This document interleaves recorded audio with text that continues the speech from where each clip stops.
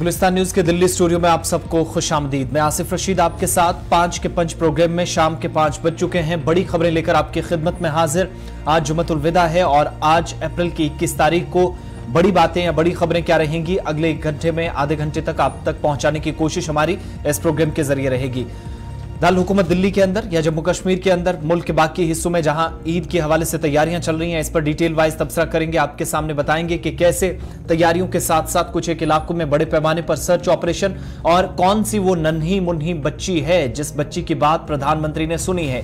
पहले दिन मैसेज भेजा जाता है, अगले दिन प्रधानमंत्री सुनते हैं और ठीक उसके बाद एडमिनिस्ट्रेशन रिस्पॉन्ड करती है। डिटेल्स आगे चलकर आपके सामने रखेंगे और जहां टेलीविजन स्क्रीन पर आप हमें देख रहे हैं, तमाम सोशल मीडिया प्लेटफॉर्म्स पर भी आप हमारे साथ जुड़ेंगे। ऑफिशियल वेबसाइट www.gulistannews.in पर भी आप जाएंगे, एक क्लिक पर हिंदी, उर्दू और अंग्रेजी में आपके लिए तमाम खबरें वहां पर अवेलेबल रहेंगी। उन खबरों को आप देख और पढ़ भी सकते हैं, यानी आपके लिए कंटेंट वहां पर अवेलेबल रहेगा। तो शुरुआत 5 के पंच की करते हैं तय फॉर्मेट के मुताबिक और सबसे पहले वो 5 बड़ी खबरें जो सबसे ज्यादा आप देख रहे हैं, पसंद कर रहे हैं, जिन पर आप वापस हमारे साथ बात करना चाहते हैं, जिन पर आप तबसरा करें हमारे सोशल मीडिया प्लेटफॉर्म्स पर भी। ईद उल फित्र के हवाले से सबसे पहली खबर, क्योंकि सऊदी अरब और मुत्तहिदा अरब अमारात में जुमे के रोज यानी आज कायदीन और नमाजियों ने ईद उल फित्र का आगाज नमाज अदा करके किया और रहनुमाओं ने मुख्तलिफ हिस्सों में जहां पर हमने देखा कि ईद के हवाले से पहले से तैयारियां की जा रही थी और इस बार भी अलग अलग हिस्सों के अंदर तैयारियां तो ईद उल फित्र के हवाले से की जा रही हैं, लेकिन साथ ही साथ इस बार ईद उल फित्र का चांद नजर आने या ना आने के हवाले से जहां पर पिछले 24 घंटों में इजलास भी मुनक्किद हुए हैं, वहीं पर दूसरी जानिब ये भी कोशिश है कि ईद के मौके पर ऐसन तरीके से तकरीबात का एहतमाम हो सके और इसके लिए पहले से ही इंतजामात को हतमी शक्ल दे दी गई है। इन सब के बीच में जहां पर सऊदी अरब और मुत्तहिदा अरब अमारात में जुमे के रोज कायदीन और नमाजियों ने ईद उल फित्र का आगाज नमाज के साथ किया, तो मुख्तलिफ मसाजिद में ईद उल फित्र की नमाज अदा की गई। और इन सब के बीच में आपको ये भी बताते चलें कि रिपोर्ट्स जो अलग अलग आई और तस्वीरें कि सऊदी अरब के अंदर जहां पर खुले मैदानों में भी नमाज अदा करने का इंतजाम था, लोगों की बड़ी तादाद आज चांद नजर आने के बाद कल से तैयारियां कर रही थी। कुवैत, कतर, ईरान, इराक, मिस्र, यमन समेत अलग अलग हिस्सों के अंदर जहां पर पहले से तैयारियां थी और मस्जिद हरम के अंदर इमाम शेख डॉक्टर साले बिन अब्दुल्ला बिन हामिद की तरफ से आज मस्जिद हराम में नमाज ईद की इमामत की गई। इधर दूसरी जानिब मस्जिद नबवी सल्लल्लाहु अलैहि वसल्लम में नमाज ईद इमाम शेख डॉक्टर अब्दुल बारी की जानिब से आज इमामत यहां पर की गई और लाखों लोगों ने एक साथ नमाज अदा की। ग्रैंड मस्जिद में भी ईद उल फित्र की नमाज अदा की गई। सऊदी अरब या मुत्तहिदा अरब अमारात और खलीजी रियासतों में ईद उल फित्र आज मनाई जा रही है, तो मदीना मुनव्वरा में मस्जिद नबवी और मस्जिद अल हराम में भी 25 लाख से ज्यादा अफराद ने शिरकत करके नमाज अदा की। अमारात, कतर, तुर्की और अफगानिस्तान में भी ईद मनाई जा रही है, जबकि बरतानिया और यूरोप में जहां पर एक ही बार भी कम्युनिटी थोड़ी सी मुनकसिम होती हुई नजर आई है और बाज मुसलमान जो जुमे को और दीगर हफ्ते को ईद मनाएंगे। Iran, Indonesia, Malaysia, Singapore, Australia, Brunei, Japan, Philippine और थाईलैंड में भी ईद उल फित्र 22 अप्रैल यानी कल होगी और पाकिस्तान, भारत के अंदर भी कल ईद हो सकती है, क्योंकि पाकिस्तान के अंदर पहले से ऐलान हुआ है, लेकिन भारत के अंदर आज चांद देखा जाएगा। इसके साथ साथ श्रीलंका पर भी सबकी नजरें और बांग्लादेश पर भी, जबकि जम्मू कश्मीर के अंदर भी आज नमाज जुमा भी अदा की गई। आखिरी जुमा था, दुआएं हुई, खुसूसी मजालिस का एहतमाम किया गया। लेकिन सबसे अहम चीज कि अब सबकी नजरें इस बात पर है कि आने वाले दिनों के अंदर यानी कल जब ईद होगी तो क्या 29 रोजे पर ही भारत के अंदर ईद होगी या इसके अलावा सबकी नजरें इस बात पर भी कि चांद देखना जरूरी है। तो ये पहली खबर है, तैयारियां चल रही हैं, साथ साथ आज नमाज जुमा भी अदा की गई। अब दूसरी खबर आपको बताते हैं, इजराइल ने क्या कुछ किया है। इजराइल की तरफ से तुर्कमेनिस्तान के अंदर अपना मुस्तकिल यानी जो परमानेंट एम्बेसी थी, सफारत खाना खोल दिया है, जो ईरान से सिर्फ 14 किलोमीटर दूर इस बार कायम है। और अलग अलग मीडिया रिपोर्ट्स आई कि इजराइल के वज़ीर ख़ारजा की तरफ से तुर्कमेनिस्तान के अंदर मुस्तकिल सफारत खाने का इफ्तिताह किया गया। मीडिया रिपोर्ट्स ये भी बताती हैं कि दोनों ममालिक के दरमियान 30 साल कबल सिफारती ताल्लुकात कायम किए गए थे। तब से तर्जुमान ये भी आज जो डिटेल्स आई कि तुर्कमेनिस्तान के दारुल हुकूमत अशकाबाद में इजराइल का एक आर्जी सफारत खाना कायम था। तुर्कमेनिस्तान ने इजराइल में अपना सफारत खाना अब तक नहीं खोला था और इस मौके को इजराइल के वज़ीर ख़ारजा की तरफ से तारीखी वाक़या करार दिया गया।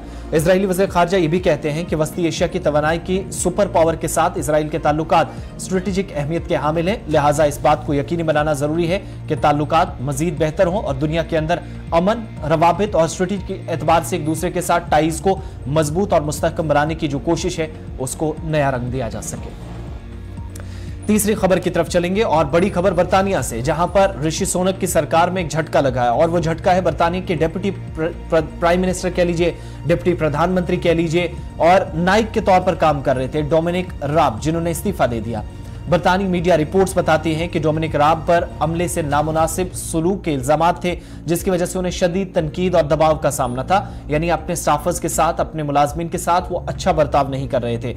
रिपोर्ट्स ये भी है कि बतौर वजीर डोमिनिक राब पर अमले को डराने धमकाने की 8 शिकायत थी। डोमिनिक राब पर लगे इल्जामात की तहकीकात करने वाले इन्वेस्टिगेटर एडम टोली ने गुज़श्ता रोज रिपोर्ट वज़ीर-ए-आज़म ऋषि सुनक को सौंपी थी और डोमिनिक राब ने अपना इस्तीफा भी लिखा, जिसमें उन्होंने कहा कि मैं समझता हूं कि अपने ऊपर लगे इल्जामात की इंक्वायरी के लिए अपने ओहदे से इस्तीफा देना जरूरी है। उनके मुताबिक एडम टोली की जो सी की रिपोर्ट है, मुझ पर लगे 8 से 6 इल्जामात को खारिज किया गया और सिर्फ 2 इल्जामात आयद हैं। मुस्ताफी डिप्टी वज़ीर-ए-आज़म की तरफ से यह भी बयान में कहा गया कि अभी तक उनके ऊपर लगे इल्जामात वाली रिपोर्ट नहीं देखी, जब उन्हें रिपोर्ट मिलेगी तो फिर देखेंगे कि इसमें क्या इल्जामात हैं। ताहम 2 इल्जामात में वो नकाइस निकालते हैं, नुक्स निकालना जरूरी समझ रहे हैं। मगर इन सब के बीच में आज डिप्टी प्राइम मिनिस्टर ने इस्तीफा दे दिया है। चौथी खबर की तरफ चलते हैं। सबकी नजरें सूडान पर हैं और भारत भी अपने नागरिकों की, अपने जो शहरी हैं उनकी सुरक्षा का जिम्मा बड़ी जिम्मेदारी के साथ संभालने की कोशिश कर रहा है। वज़ीर-ए-आज़म नरेंद्र मोदी ने आज सूडान में फंसे हुए हिंदुस्तानियों की सिक्योरिटी सूरत हाल का जायजा लेने के लिए एक आला सतही मीटिंग की सदारत की। फौज के साथ साथ नीम फौजी दस्तों के दरमियान लड़ाई में 300 से ज्यादा अफराद हलाक हो चुके हैं। 2 ग्रुप्स आपस में लड़ रहे हैं, लेकिन कितने हिंदुस्तानी वहां पर कामकाज के लिए, तालीम के लिए, बाकी चीजों के लिए गए हैं, उनकी जिंदगियां बच सकें, उनको वापस भारत लाया जा सके, इसके लिए कोशिश सरकार की तरफ से की गई है। वज़ीर खारजा डॉक्टर एस जयशंकर के साथ साथ खारजा सेक्रेटरी विनय क्वात्रा के अलावा वो तमाम लोग आज की मीटिंग का हिस्सा थे जो बराह रास्त फॉरेन पॉलिसी के तहत सूडान के साथ राब्ते में है और एम्बेसी के जरिए भारतीयों को निकालने की कोशिश है। मीटिंग आज की वीडियो कॉन्फ्रेंसिंग के जरिए हुई, जिसमें वज़ीर-ए-आज़म के साथ मीटिंग में तमाम अफसरान ने उन्हें ब्रीफ किया। सूडान में हिंदुस्तान के सफीर BS मुबारक के साथ मिस्र और रियाज के सफीरों ने भी मीटिंग में शिरकत की है। Air chief marshal VR Chaudhary और बहरिया के सरबराह एडमिरल RE कुमार इस मीटिंग में प्रधानमंत्री को या वज़ीर-ए-आज़म मोदी को ब्रीफ कर रहे थे। सेक्रेटरी, काउंसलर, पासपोर्ट, वीजा और समुद्री पार हिंदुस्तानी उमूर वजारत खारजा डॉक्टर औसाफ सईद भी आलम मीटिंग का हिस्सा बने और फिलहाल फौजी और सियासी बहरान के दरमियान हिंदुस्तान की एक गैर मुतनाज़ तादाद सूडान के अंदर जितने भी लोग फंसे हैं उनको निकालने की कोशिशें हैं और हिकमत अमली क्या है, स्ट्रेटेजी सरकारी सतह पर जो बनाई जानी है उसके लिए बातचीत आज की गई है। जो लड़ाई अब तक हुई है जिसमें 325 से ज्यादा लोग सूडान के अंदर मारे जा चुके हैं। आर्मी का एक ग्रुप 2010 में जो एग्रीमेंट हुआ उसको दोहराया गया साल 2013 में। 2 ग्रुप जिनको मर्ज करने की बातें हो रही थी, लेकिन दोनों में बात नहीं बनी। एक दूसरे पर गाइडलाइंस की खिलाफवर्जी और वादा खिलाफी का इल्जाम लग रहा है। एक दूसरे को मिटाने की कोशिशों के बीच अब तक सूडान में 325 से ज्यादा लोग मारे जा चुके हैं, 3000 से ज्यादा लोग जख्मी हैं, 15,000 से ज्यादा लोगों ने अपना घर बार छोड़ दिया है। ऐसे में भारतीयों का क्या होगा, ये सरकार बड़ी गहराई के साथ सोचने की कोशिश कर रही थी। इस पर मंथन किया गया और आज आगे की स्ट्रेटेजीज भी तय पाई। 5वीं और बड़ी खबर, जहां पर जुमेरात से हम आपको बता रहे थे कि माइक्रो ब्लॉगिंग साइट ट्विटर पर, जिसने कई वेरीफाइड ट्विटर अकाउंट से ब्लू टिक हटा दिया। इसमें जब हिंदुस्तान को आप देखते हैं तो ब्लू टिक हटाने में कई ऐसे सार्फिन थे, कई ऐसे यूजर्स थे जिनमें कई अहम शख्सियात थी। ये अकाउंट जाली तो नहीं बल्कि असली हैं, ताहम अब ये ब्लू टिक सार्फिन के वेरीफाइड अकाउंट से हटा दिए गए हैं। बॉलीवुड के शहंशाह कहलाने वाले अमिताभ बच्चन, जिनके ट्विटर फॉलोअर्स की तादाद 48 मिलियन से ज्यादा है। इसके अलावा शाहरुख खान, जिनके ट्विटर की तादाद फॉलोअर्स की तादाद 43 मिलियन से ज्यादा है। इसके अलावा ट्विटर के वेरीफाइड अकाउंट्स जिनमें 10 से ज्यादा, जिनमें भारत के सियासी लीडरान भी हैं, कई खिलाड़ी भी हैं, बशमूल विराट कोहली और रोहित शर्मा जो एक्टिव मेंबर हैं BCCI के, इन दोनों के ब्लू टिक भी जो ऑफिशियल अकाउंट्स थे हैंडल से हटा लिए गए हैं। आलिया भट्ट के ट्विटर भी, उनके हैंडल पर भी 21 मिलियन से ज्यादा फॉलोअर्स से वो भी हटा लिए गए। अनुष्का शर्मा के 23 मिलियन से ज्यादा फॉलोअर्स हैं, उनके अकाउंट पर भी इस बार गाजगिरी है। और ओवरऑल आप मोटे तौर पर आप देखेंगे तो राहुल गांधी, प्रियंका गांधी वाड्रा, उत्तर प्रदेश के चीफ मिनिस्टर योगी आदित्यनाथ, दिल्ली के चीफ मिनिस्टर अरविंद केजरीवाल, शाहरुख खान के साथ अमिताभ बच्चन, आलिया भट्ट, क्रिकेटर्स में विराट कोहली और रोहित शर्मा, और ग्लोबल पर्सनैलिटीज की जब बात होती है बियॉन्स के साथ साथ पोप फ्रांसिस और ऑर्फन विनफ्रे भी उस लिस्ट में हैं। और अमेरिका के साबिक सदर जो डोनाल्ड ट्रंप मुश्किल हालात से गुजर रहे, लेकिन आज उनका भी ब्लू टिक हटा है। तो ये कोई फेक अकाउंट आपको नजर नहीं आएंगे, लेकिन इन सब पर यह इल्जाम है कि उन्हें जो माहाना पैसा देना होता है $11 हिंदुस्तान के अंदर अगर आप हैं तो आप मोबाइल से ट्विटर यूज कर रहे हैं तो 650 रुपए महीने के, और अगर आप वेबसाइट से इस्तेमाल कर रहे हैं तो तकरीबन 995 रुपए महीने के। वो सारी रकूमात इन लोगों ने नहीं दी, जिसके बाद कार्रवाई हुई और आज जाकर इन सभी के ब्लू टिक जो इनके थे ऑफिशियल अकाउंट्स पर वो हटा दिए गए हैं। तो 5 बड़ी खबरों के बाद आगे बढ़ेंगे और शुरुआत बड़ी खबर के साथ करेंगे। खबर कठुआ से है, लेकिन इसका असर दिल्ली तक देखा गया है, क्योंकि जम्मू कश्मीर की वायरल गर्ल के तौर पर सुर्खियों में आने वाली तीसरी जमात की तालिबा सीरत नाज ने वज़ीर-ए-आज़म नरेंद्र मोदी को जहां पर अब एक और वीडियो जारी करके थैंक यू जरूर कहा है, लेकिन इसके पीछे की कहानी क्या है यह समझना जरूरी है। सीरत नाज जो तीसरी कक्षा की छात्रा है, उसकी तरफ से एक वीडियो बनाया जाता है और इस वीडियो पैगाम के जरिए अपने स्कूल की हालत जो काफी बदतर हुई है, प्राइम मिनिस्टर को इससे आगाह करती है। अब यहां पर तज़ीनकारी का काम शुरू किया गया है, मुरम्मती काम शुरू हुआ है। तीसरी जमात की तालिबा सीरत नाज की वीडियो वायरल इतनी ज्यादा हुई कि वो प्रधानमंत्री के दफ्तर तक भी पहुंची। जम्मू कश्मीर इंतजामिया भी हरकत में आई। महकमा तालीम के डायरेक्टर रविशंकर शर्मा जो खुद कठुआ जिले के लोहाई मल्हार स्कूल का दौरा करने पहुंच गए। स्कूल की तज़ीनकारी के सिलसिले में अफसरान को जिम्मेदारियां दी, हिदायत दी गई और स्कूल की तज़ीन और आराइश के लिए 91 लाख रुपए का प्रोजेक्ट भी मंजूर था, लेकिन इंतजामिया ये मानती है कि मंजूरी न मिलने की वजह से काम फंस गया, रुकावट हुई और प्रोजेक्ट आधे का अधूरा रह गया। भारतीय जनता पार्टी के ऑफिशियल ट्विटर हैंडल पर भी इस वीडियो को शेयर किया गया। कांग्रेस के साथ साथ Aam Aadmi party, national conference, people's democratic party, Jammu Kashmir people's conference, Apni party समेत कई ऐसे दल थे जो जम्मू कश्मीर के अंदर इस वीडियो को शेयर करके सरकार को तनकीद का निशाना बना रहे थे। लेकिन सीरत नाज जो है वो बराह रास्त मुखातिब होकर वज़ीर-ए-आज़म मोदी से दरख्वास्त कर रही थी कि स्कूल की हालत इतनी बदतर हुई है, मोदी जी आप सबकी सुनते मेरी भी सुन लीजिए। इन अल्फाज के साथ जब उसने वीडियो सोशल मीडिया पर पोस्ट किया तो शायद ये कहा जाए कि 24 या 48 घंटों के अंदर कार्रवाई का भी सिलसिला शुरू हो गया। और ये कहते हुए नाज ने वीडियो के जरिए अपने स्कूल की बुनियादी सहूलियात का जिक्र किया। साथ ही कहा कि अगर उन्हें जमीन पर बैठने से स्कूल ड्रेस गंदा हो जाता है तो सरकार इस पर काम करे। घर पहुंचने पर अम्मी उन्हें डांटती है, यानी अपनी यूनिफॉर्म अगर गंदी हो जाती है तो उसका हवाला वो दे रही थी। साथ ही सीरत नाज ने स्कूल में बैतुल खला की हालत इज़ार के बारे में भी बताया, लेकिन जब काम स्कूल के अंदर दोबारा शुरू हुआ तो सीरत नाज ने एक और वीडियो बनाया जिसमें प्रधानमंत्री को उन्होंने शुक्रिया कहा, थैंक यू कहती हुई नजर आई। दूसरी तरफ ऑफिशियल्स इतने अलर्ट नजर आए कि कठुआ के इस दूरदराज इलाके के अंदर 48 घंटों के भीतर काम शुरू हुआ। 91 लाख से बड़ा ये प्रोजेक्ट जो है सरकार ने हाथ में ले लिया है और काम यहां पर शुरू होने से जो सीरत की वालिदा है, उनकी अम्मी है, वो भी खुश नजर आ रही हैं। वो भी कह रही हैं कि प्रधानमंत्री ने इतना अच्छा काम किया है कि आज शायद उसी का नतीजा यह है कि यहां पर भी काम विद इन 24 या 48 आवर्स शुरू हो गया। दूसरी तरफ इंतजामिया ये भी मानती है कि आने वाले दिनों में काम मजीद तेज किया जाएगा और एक नहीं कई स्कूल जो किंडरगार्टन्स हैं, मिडिल स्कूल्स हैं, प्राइमरी स्कूल हैं, दूर दराज इलाकों में इस तरह की कोई परेशानी है तो उन परेशानियों को सख्ती से उनको लेते हुए संजीदगी से काम करते हुए दूर किया जाएगा। तो सीरत नाज की पहली वीडियो आपको दिखाएंगे, साथ में आप दूसरी वीडियो देखेंगे। पहली वीडियो में उन्होंने प्रधानमंत्री से रिक्वेस्ट की, दूसरी वीडियो में थैंक यू कहा और उसके बाद बीडीसी चेयरपर्सन सीरत की अम्मी क्या कह रही हैं और इसके अलावा डायरेक्टर स्कूल एजुकेशन जम्मू जो खुद इस इलाके का दौरा करने पहुंचे और हालत इज़ार जो स्कूल की है उसका जायजा लिया। एक एक करके सबकी बात सीरत से शुरुआत करते हैं उस वीडियो से जो वायरल हुई थी। रातों रात काफी मकबूल ये बच्ची हो गई और उसके बाद प्रधानमंत्री को इसने थैंक यू भी कहा। मोदी जी कैसे हो आप, ठीक हो? मेरा नाम सीरत नाज है और मैं लोहाई मल्हार में रहती हूँ। मैंने ना आपको एक बात बोलनी है। मैं गवर्नमेंट हाई स्कूल लोहाई में पढ़ती हूँ। मुझे ना आपको एक बात बोलनी है। आप सबकी बात सुनते हो, आज मेरी भी बात सुनो। मोदी जी ये हमारा स्कूल है।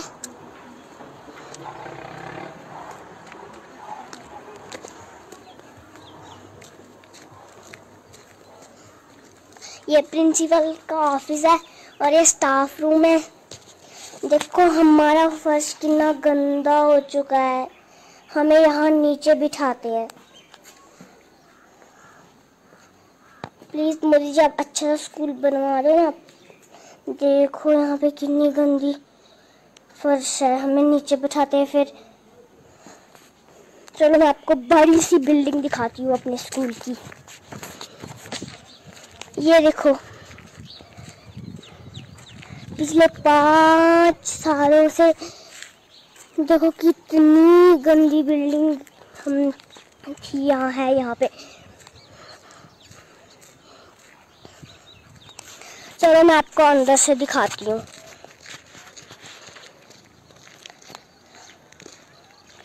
वो वहाँ बाहर हमें हमारी क्लास लगती है।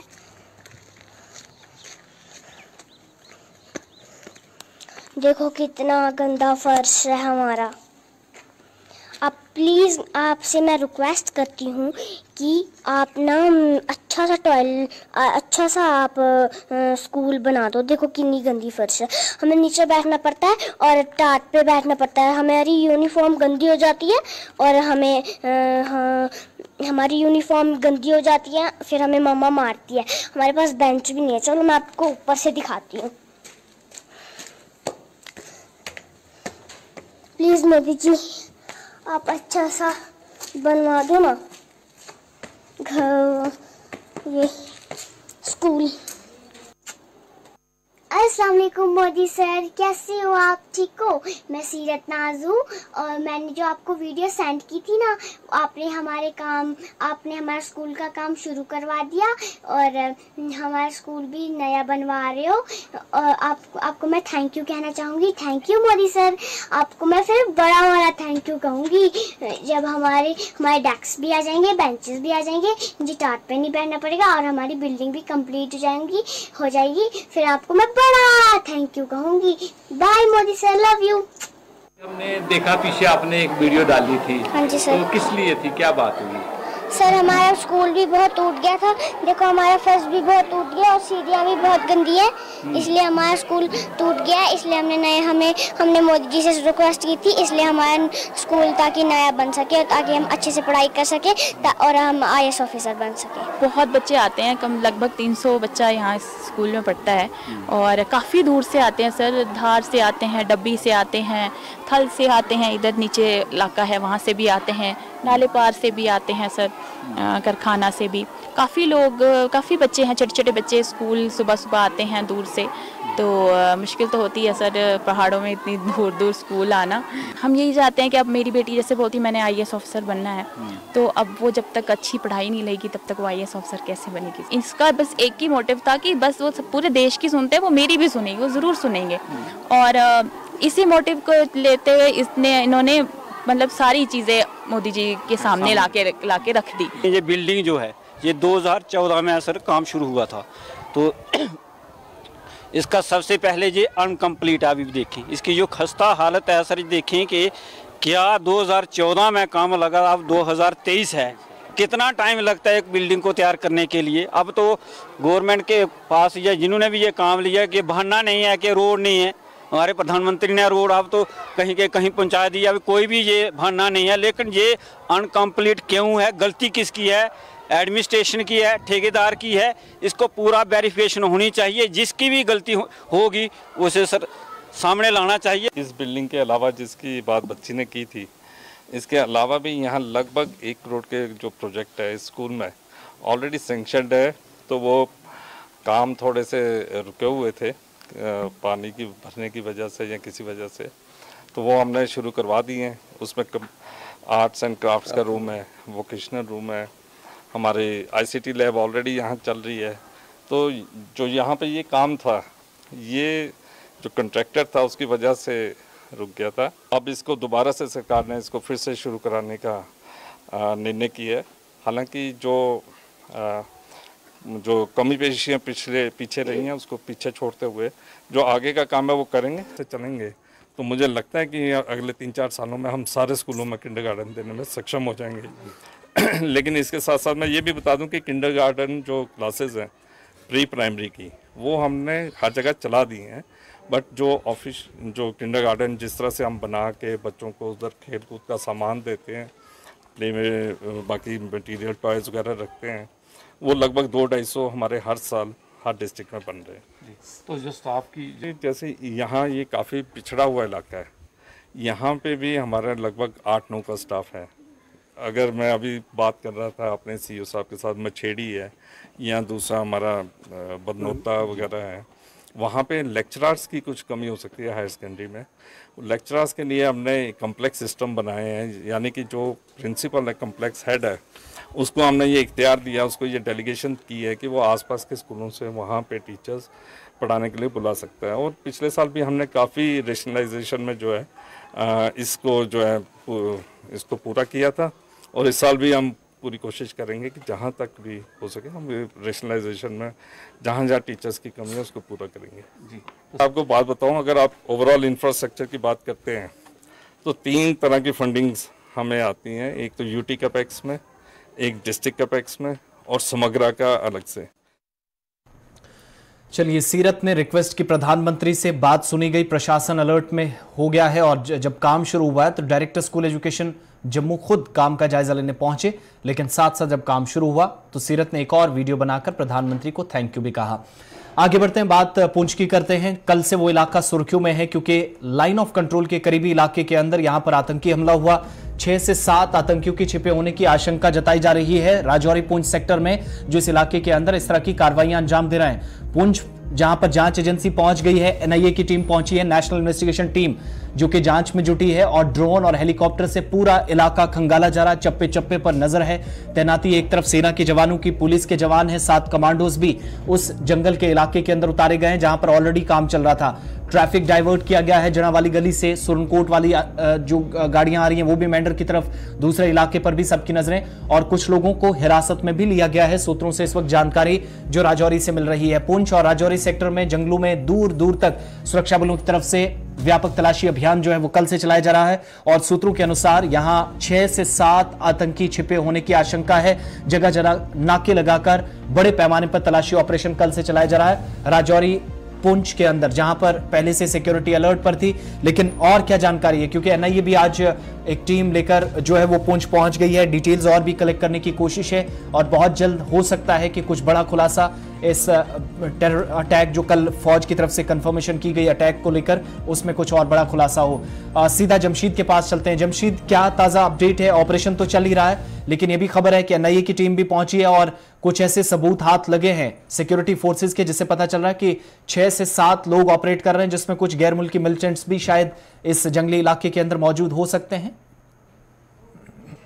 अगर ये कहें कि 6 से 7 लोगों के ग्रुप के होने की खबर सामने आ रही है, जो जराये के हवाले से खबर आ रही है, और ये भी जराये के हवाले से खबर आ रही है कि 2 ग्रुपों में ये लोग तकसीम हुए हैं, जिसके चलते कुछ न कुछ इनपुट जरूर मिली है, जराये के हवाले से खबर आ रही है। उसके बाद इस पूरे इलाके का सर्च ऑपरेशन मजीद बढ़ा दिया गया और कुछ लोगों को हिरासत में पूछताछ के लिए भी लिया गया। इस तरह की खबरें भी सामने आ रही है, मगर अभी तक इसकी तस्दीक नहीं हो पाई है कि क्या कोई लोगों को हिरासत में लिया या नहीं, क्योंकि फौज की तरफ से इनकी तरफ से कोई तस्दीक नहीं की गई। मगर जराये के हवाले से खबर जरूर आ रही है कि इस तरह की कुछ लोगों को हिरासत में लेके पूछताछ की जा रही है और 6 से 7 लोगों का 2 ग्रुप है, 2 ग्रुपों में तकसीम होकर ये मिलिटेंट कार्रवाइयां कर रहे हैं। आसिफ, लौटूंगा क्योंकि आपका वीडियो हमें मौसूल नहीं हो रहा है। राजौरी पुंछ के साथ ये बीच वाला जो इलाका है, यहां पर कल जब हमला हुआ, पहले शुरुआती दौर में खबर आई कि आग लगी गाड़ी में और तस्वीरें भी ऐसी बयान कर रही थी। उसके बाद से ऑपरेशन चला था, सर्च ऑपरेशन के दौरान हेलीकॉप्टर का सहारा भी लिया गया, बाकी चीजें भी हमने देखी। लेकिन कोई बड़ा खुलासा होने की कोई उम्मीद है या इस तरह के खदशात हैं? क्योंकि जब इस इलाके के अंदर ऑपरेशन चलेगा तो कुछ ना कुछ शवाहिद शायद सिक्योरिटी एजेंसियों के या खुफिया एजेंसियों के हाथ लगे या फिर एनआईए के हाथ लगे। बड़े पैमाने पर सरहदी इलाका है, कल से हम दिखाई रहे हैं, साथ साथ वो एरिया जो ऑलरेडी जहां पर नौजवानों की जान इससे पहले गई हो, बड़े पैमाने पर ऑपरेशन चले हों। तो एनआईए की टीम के हाथ भी कुछ शुरुआती दौर में कुछ इतलात हैं कि रिपोर्ट्स लगी हैं या कुछ मकामी लोगों से पूछताछ की जा सकती है, दाएं बाएं कुछ ऐसा भी हो सकता है, सपोर्ट शायद मिलिटेंट्स को मिली हो यहां पहुंचने में, अगर इस तरह का हुआ है। आसिफ, बिल्कुल, अगर एनआईए की जहां तक बात करें, क्योंकि एनआईए आज वहां पहुंची, उसने गाड़ी के आगे पीछे थोड़ी सी जांच की है, उसके बाद वो वापस चले गए। हालांकि डीजीपी या आईजीपी भी मौके पर मौजूद थे, मगर जिस तरह एनआईए के हवाले केस किया गया, इससे भी हम ये नहीं कह सकते कि कोई जल्द इस पे इलाके से कोई क्लू मिल पाएगा। हालांकि ये हम जरूर कह सकते हैं कि जंगल के अंदर जो मिलिटेंट दाखिल हुए हैं उनके लिए सर्च ऑपरेशन या उनकी तलाश के लिए जो बड़े पैमाने पर सर्च ऑपरेशन चलाया जा रहा है, उसमें जरूर कोई कामयाबी मिल सकती है, क्योंकि अब पैरा कमांडो को भी जंगल के अंदर उतार दिया गया है। और दूसरी तरफ ये खबर भी आ रही है कि मंजाकोट इलाके से भी जो जंगल का हिस्सा लगता है, उस इलाके से भी सेना को ऊपर की तरफ भेज दिया और थाना मंडी इलाके से भी सेना ऊपर की तरफ रुख कर चुकी है। हम ये कह सकते हैं कि इस इलाके से सेना को या जम्मू कश्मीर पुलिस को जरूर कोई कामयाबी हाथ लग सकती है, मगर एनआईए के लिए कहना मुश्किल है, क्योंकि एनआईए के लिए वहां से सिर्फ वही सबूत एनआईए ने जमा किए हैं। जहां गाड़ी को नुकसान पहुंचा तो उस गाड़ी से कुछ नमूने लिए गए, उसके बाद वो वापस लौट आए, क्योंकि देर रात पूरी रात बारिश होती रही, वो भी काफी बाधा बीच में डाल सकती है। और उसके बाद इस वक्त मौसम जरूर खुशगवार हुआ है। मगर हालांकि आज भी अगर हम ये कहें कि जिस तरह पिछली बार भी देखने को मिला था कि 1-2 दिन चलते चलते चलते महीना तक चला गया, और ऐसे हालात इस जंगल को लेके हम कह सकते हैं आने वाले कुछ दिन तो अभी और लग सकते हैं। अच्छा, कल जब ये ऑपरेशन शुरू हुआ था तो ट्रैफिक डाइवर्ट भी कर दिया गया था, एक बड़े हिस्से को कवर करने वाला ये रास्ता है वहां से बंद किया गया था। ये कल वाला जो प्लान है उसी के मुताबिक अभी काम चल रहा है? फर्दर किसी तरह की कोई एडवाइजरी की या कोई तवक्को की जा सके कि कल या परसों सुबह तक दोबारा से ट्रैफिक इस रास्ते से शुरू हो सकता है? सिर्फ अभी तक इसकी कोई तवक्को नहीं की जा सकती कि दोबारा ट्रैफिक इस पे बहाल की जाएगी, क्योंकि जब तक सिक्योरिटी फोर्सेस की तरफ से पूरे जंगल को क्लियर करके सैनिटाइज करके यही कहा दिया जाता है कि जंगल के अंदर कोई मिलिटेंट थे या नहीं थे, वो क्लियर हो जाने के बाद ही गाड़ियों को चलने की इजाजत देगी। उससे हम ये कह सकते हैं कि आने वाले कुछ दिन अभी जरूर और लग सकते हैं शाहरा को गाड़ियों की आवाजाही के लिए बहाल करने के लिए, क्योंकि जंगल के अंदर ही सर्च ऑपरेशन बड़े पैमाने पर चल रहा है और बड़ा वसी इलाका है जिसके अंदर ये सर्च ऑपरेशन चलाया जा रहा है। इससे हम ये मान के चल सकते हैं कि आने वाले कुछ दिन और लग सकते हैं अभी इस शाहरा को गाड़ियों की आवाजाही के लिए बहाल करने के लिए। हालांकि आज भी गाड़ियों को मेंढर के रास्ते ही रुक करने कहा गया था। बहुत बहुत शुक्रिया डिटेल्स देने के लिए। इधर ये भी इस वक्त खबर आ रही है कि ये जो 4 से 5 जवान थे जिनकी जान गई थी, एक जख्मी हुए थे, और इन तमाम लोगों को फौजी एजाज के साथ अब से थोड़ी देर पहले जहां पर जम्मू लाया गया, रेटलिंग सेरेमनी इनकी हुई राजौरी में, और उसके बाद फौज के जिस हिसाब से यानी जो ट्रेडिशनल वे है, आर्मी का अपना तरीका है शहीद जवानों को जिस तरीके से श्रद्धांजलि अर्पित की जाती है, इन 5 जवानों में जिनमें कल से हम आपको बता रहे हैं कि हवालदार मनदीप सिंह है, लांस नायक कुलवंत सिंह है, इसके अलावा सिपाही है हरकृष्ण सिंह, सिपाही सेवक सिंह, और ये तमाम के तमाम पंजाब के थे, और लांस नायक देबाशीष बिस्वाल जो कि ओडिशा का है। इन तमाम लोगों की कल शहादतें हुई थी, और आज अब से थोड़ी देर पहले जो लेफ्टिनेंट कर्नल देवेंद्र आनंद हैं पीआरओ डिफेंस के, उनकी तरफ से जानकारी दी गई है कि तमाम की जो लवाजमात हैं वो पूरी कर ली गई हैं। अपने अपने आबाई इलाकों के लिए इन सभी को रवाना कर दिया गया है, और एडीजीपी जम्मू कश्मीर पुलिस भी इस मौके पर मौजूद रहे। राजौरी के अंदर अब से थोड़ी देर पहले इनको श्रद्धांजलि अर्पित करके यहाँ से रवाना कर दिया गया है। आगे बढ़ते हैं, बात अब जरा ईद उल फितर के हवाले से भी करते हैं, और जुमातुल विदा आज है और नमाज ईद मुख्तलिफ हिस्सों के अंदर अदा की गई। हिंदुस्तान के बाकी हिस्सों की तरह मरकज़ के ज़ेर इंतज़ाम जम्मू कश्मीर और लद्दाख में भी नमाज ईद आज खुशउस्लूबी के साथ और पुरअमन माहौल में अंजाम दी गई। मुख्तलिफ इलाकों के अंदर रूह परवर मजालिस का एहतमाम किया गया। सबसे बड़ी तकरीब जो हुई जामा मस्जिद श्रीनगर के अंदर दरगाह हजरत बल में भी नमाज जुमा अदा की गई, और अब नमाज ईद के लिए तैयारियां होंगी। हालांकि अच्छी चीज़ ये थी कि मौसम ने भी आज साथ दिया, खुसूसी दुआओं का एहतमाम वादी कश्मीर के अंदर तमाम हिस्सों में किया गया। जामा मस्जिद की तस्वीर भी जरा आपको दिखाते हैं जहां पर आज तैयारियां पहले से की जा रही थी, और ये जामा मस्जिद की तस्वीर है 2019 के बाद। हालांकि यहाँ पर कोई बड़ा इज्तिमा नहीं हो सका, और आज जाकर बिलाखिर श्रीनगर की तारीखी जामा मस्जिद में नमाज जुमा के जो नमाज जुमा की इजाज़त थी उसके लिए दी गई, और कल भी अब तवक्को की जा रही है कि ईद के लिए भी इसी तरीके से इंतज़ामिया, क्योंकि आज एक खुशगवार माहौल में पुरअमन तरीके से खुसूसी दुआओं का एहतमाम किया गया, कोई नाखुशगवार वाक़या कहीं पर पेश नहीं आया। बड़े अच्छे माहौल में मकामी लोगों की तरफ से, नमाजियों की तरफ से, बिलखुसूस मकामी मुसलमानों की तरफ से ताउन किया गया। सिविल इंतज़ामिया के साथ, हुकाम के साथ जामा मस्जिद के अंदर इन रूह परवर मजालिस का एहतमाम आप तस्वीरों में देख सकते हैं किया गया। दूसरी तस्वीर जो कि जामा मस्जिद के साथ साथ श्रीनगर के दरगाह हजरत बल की है, जहां पर सख्त सिक्योरिटी के बीच आज नमाज अदा की गई। वक्फ बोर्ड की तरफ से भी इंतजामात मुकम्मल किए गए थे। इधर खित्ता पीर पंचाल के अंदर भी तस्वीरें मंडी पूंछ की आपके सामने, खित्ता पीर पंचाल में जहां पर तकरीबात आज मुनक्किद की गई। जामा मस्जिद मंडी की बात हो, इसके अलावा दीगर तमाम आसपास के मसाजिद हो वहां पर भी, और ईदगाह के अंदर भी नमाज जुमा जो है वो बड़े अच्छे माहौल में नमाज अदा की गई। सिविल हुकाम हो, पुलिस इंतजामिया हो, अच्छी तैयारियां पहले से नजर आ रही थी, और इस सिलसिले में किसी भी तरीके से ट्रैफिक मैस ना बने इसके लिए मुतअद्दिद मकामात पर पुलिस इंतजामिया आज जुमा की नमाज से पहले ही गश्त करती हुई टीमें भी साथ साथ नजर आई। श्रीनगर से पहले सबसे पहले कुछ लोगों की बात सुनते हैं, उसके बाद फैसल ने जामा मस्जिद से क्या रिपोर्ट किया है वो भी आपको बताएंगे, और उसके बाद मंडी के अंदर भी जहां पर उलमाए दीन क्या आज खास पैगाम दे रहे थे और नमाज ईद के लिए कल के लिए तैयारियां की जा रही हैं, उस हवाले से भी बात सुनेंगे। हर जुमा नमाज पढ़ा हर जुमा तो बे ईद उल फितर खुदा सवाल द्राव अंडुक दोह आज अम शौक आय यह जदी बुदी वो बचपन पे नमाज पढ़ान अतिकाद मिसाल के तौर पर नबी अकरम सल्लल्लाहु अलैहि वसल्लम रहमत दरबार अमे अतिकाद ये खुदा हल मुश्किल करान प्रत कुन कह मुश्किलात क्या खुदा वंद करीम हल मुश्किल करान। फिलहाल आज कोर्मुत इंतजाम तमें आय कह ये बड़ प्रॉब्लम गई आज पब्लिकस ये सही इंतजाम तम तरीक कोर्मुत कह टेंट वेंट आय पे सारी पना आराम सान नमाज अड़ो पर गई नबर सफ नबर नमाज इमाम साहबस नबर पर नमाज इंतजाम सही तम तरीकन आज कर कह आम जुमान मुझे आसान मगर आज चुक सही पे कह नहमदुहु व नुसल्ली व नुसल्लिमु अला रसूलिहिल करीम अम्मा बाद। आज अलविदा जुमा मरकज़ी जामा मस्जिद शरीफ तहसील मंडी के अंदर और तहसील मंडी की तमाम तर मसाजिद के अंदर, ज़िला पुंछ के अंदर और बाकी पूरे सूबा के अंदर अलविदा जुमा बड़े ही शान व शौकत के साथ अदा किया गया और ख़ुसूसियत के साथ अलविदा जुमा के मौका पर आलम इस्लाम के लिए जहाँ दुआएँ की गई वहाँ ख़ुसूसियत के साथ मुल्क हिंदुस्तान के लिए और बिलखुसूस जम्मू कश्मीर के लिए, मुल्क हिंदुस्तान के लिए खुसूसी तौर पर दुआ की गई कि अल्लाह ताला करे कि हमारा जम्मू कश्मीर और हमारे हिंदुस्तान के अंदर अमन रहे, सुकून रहे।